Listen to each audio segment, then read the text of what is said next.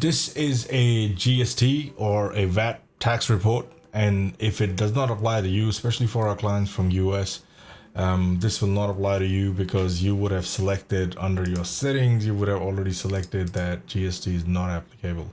So that report does not apply to you at all. And in here, you'll see that all the GST input credits that you might have had over a period of time during construction that you can claim on interim income, the GST liability that you might have to pay for the income that you generated.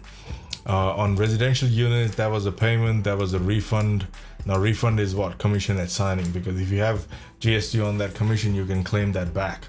And then you have your commercial units. Now, what you can and cannot claim, it's all usually controlled by what you decide in your cost centers as a whether or yes or no. So it's not something, we aren't making any decisions for you. Everything is fluid.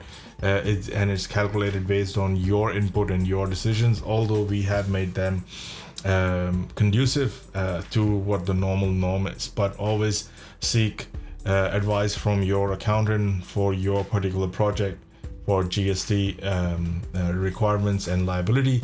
As far as we are concerned, we do everything ex GST just like we normally would in any project, and GST just added or subtracted based on what you have selected in your cost codes as a yes or a no.